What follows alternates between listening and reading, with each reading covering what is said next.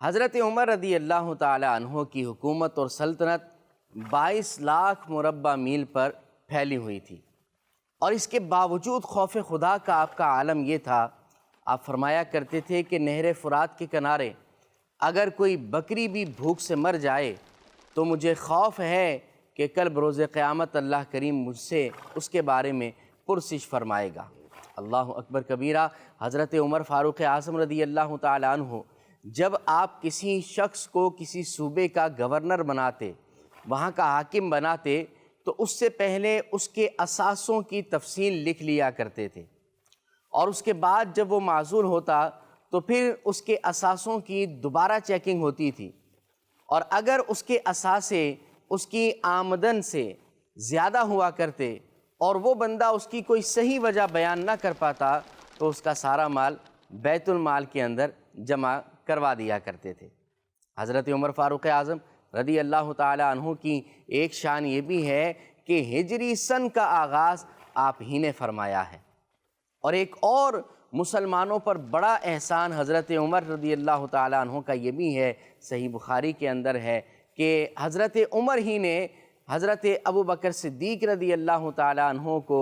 یہ مشورہ دیا تھا، آپ جمع قرآن کر لیں، پھر وہ اس کی پوری تفصیل ہے کہ حضرت ابو بکر صدیق رضی اللہ تعالی عنہ نے حضرت عمر فاروق اعظم سے کہا کہ میں وہ کام کیوں کروں جو رسول اللہ نے نہیں کیا؟ حضرت عمر نے عرض کی، یا امیر المؤمنین، اگرچہ یہ کام حضور نے نہیں فرمایا مگر کام بڑی بھلائی کا ہے، کام بہت اچھا ہے۔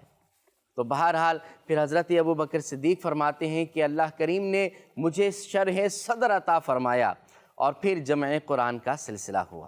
اللہ کے حبیب لبیب صلی اللہ تعالی علیہ وسلم کا یہ بڑا ہی پیارا فرمان حضرت عمر رضی اللہ تعالی عنہ کے حوالے سے ہے۔ میرے آقا صلی اللہ علیہ وسلم نے فرمایا، لو کان بعدی نبی لکان عمر،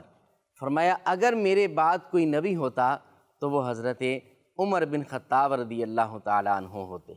حضرت عمر فاروق اعظم رضی اللہ تعالی عنہ دور خلافت میں آپ نے بڑے بڑے کارنامے سر انجام دیے، اور کچھ ایسے بھی ہیں کہ آج بھی امت مصطفیٰ ان سے مستفید ہو رہی ہے۔ ان میں سے چند یہ ہیں کہ آپ نے مختلف جرائم کی روک تھام کے لیے مختلف ڈپارٹمنٹس بنائے، مختلف شعبہ جات بنائے، اور ان میں اسلامی سزاؤں کا نفاذ کیا۔ ایک کارنامہ آپ کا یہ بھی ہے کہ آپ نے ایک مجلس شورا بنائی جس کے سامنے ملکی اور قومی مسائل زیر بحث آتے، اور پھر اتفاق رائے سے کوئی ایک فیصلہ کیا جاتا۔ حضرت عمر رضی اللہ تعالی عنہ کا ایک کارنامہ یہ بھی ہے کہ آپ نے عدالتی نظام کو استحکام بخشا، آپ نے عدالتی نظام بنایا اور مختلف علاقوں کے لیے، مختلف شہروں کے لیے ججز کو تعینات فرمایا۔ حضرت عمر رضی اللہ تعالی عنہ کا ایک احسان ہم پر یہ بھی ہے کہ آپ نے اپنے دور خلافت میں 20 رکعت نماز تراویح کی جماعت کا اہتمام کیا، اور جب یہ اہتمام کیا تو آپ نے فرمایا یہ کتنا ہی اچھا نیا کام ہے۔ حضرت عمر رضی اللہ تعالی عنہ کا ایک احسان امت مصطفیٰ پر یہ بھی ہے کہ آپ نے معلمین، مدرسین، منتظمین اور اسی طرح دین کا کام کرنے والوں کے لیے تنخواہوں کا اجرا فرمایا، تنخواہیں ان کے مشاہرے مقرر فرمائے۔ حضرت عمر رضی اللہ تعالی عنہ نے جو گھوڑے ہوتے تھے ان پر بھی زکوٰۃ کو مقرر فرمایا،